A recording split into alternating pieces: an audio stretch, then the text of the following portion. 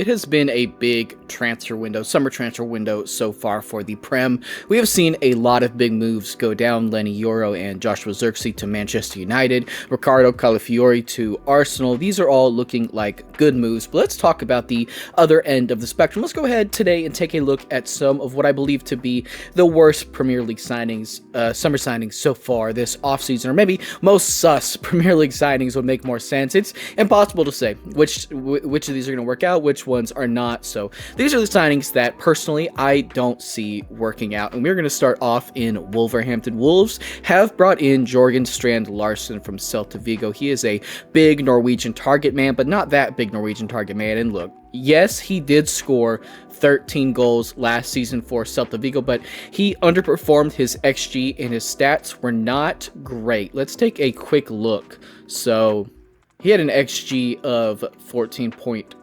He scored 13 goals, had 3 assists. He ranked in a pretty decent percentile for forwards for non-pen XG, but in just about every other area of the scouting report, he did not do as good. The one thing you do expect him to be really good at as well, aerials 1, not the worst percentage actually. That's probably harsh to take him out there, but really aside from that, just poor numbers across the board. Not a very good passer of the ball. Surprisingly decent take-on numbers, which I do think is interesting. I think decent touches in the penalty box as well. But really, aside from that, not a super promising report for a player brought in for a little bit of cash to the Premier League. And the last target man like this that Wolves had was Sasha Kalajdzic, and I think he's still there, right? Actually, but I know he had a lot of injuries, but it didn't work out for him, even when he was fit. I just don't see why it would be any different for Strand Larsen. Now, next up, we've got maybe the most baffling piece of business of the entire window. It is Odysseus Vlachodimos to Newcastle for £20 million. I am flabbergasted by this move. I don't understand it at all, unless it's some kind of like bizarre PSR thing, or maybe part of some kind of like money laundering scheme. I mean, Benfica fans were celebrating when this guy went to Nottingham, and he was not good for them last year. He got a shot at the starting job, but was dropped after a string of poor performances, and Newcastle already have a handful of good keepers. I'm baffled by this. I don't understand it at all. I don't understand it at all. This next one really pains me to put on here, but Caleb Wiley to Chelsea for $10 million from Atlanta United. I believe it was about $10 million. This just screams Strasbourg loans forever. I don't understand why players like this keep moving to Chelsea. I mean, I do understand it's the money, but he's never going to play for Chelsea. I'm sorry. I just really don't see it happening. If he makes one senior appearance in a competitive game, I'd be shocked.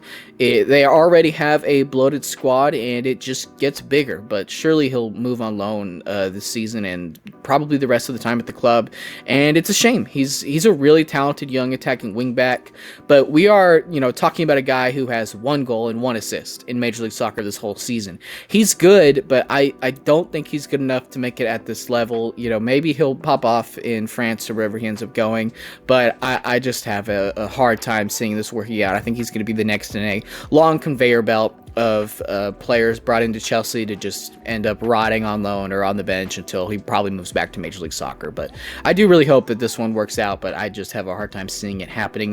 This last one that we're going to move on to is really probably harsh. I think this is especially harsh, but there haven't really been a lot of, I would say, really sus moves, and I want to preface this last pick that, again, this is harsh, but Adam Lallana to Southampton seems like maybe an unnecessary move. It's nice that he's back at the club, but he's 26 years old. I mean, practically, I don't really see what the point of the signing is. He didn't have a particularly good season for Brighton.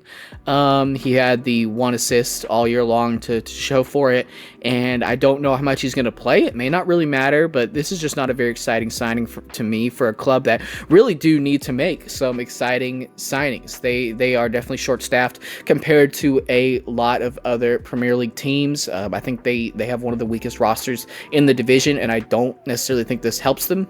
Maybe this is a decent piece of depth, but I'm not sure. I'm not so sure. Maybe putting him here is more of an indictment just on how Southampton's window has gone so far this summer window, but I don't see this signing really having any impact at all. That is going to do it for the video today. Thank you all so much for watching. This was PL Pancake, the YouTube channel named after my dog, where we talk all things Premier League. If you did enjoy the video, please feel free to like, comment, and subscribe. For every person who does so, Pancake does get an extra treat, a pet, and a pat. And let's go ahead. Let's cut to Pancake right now.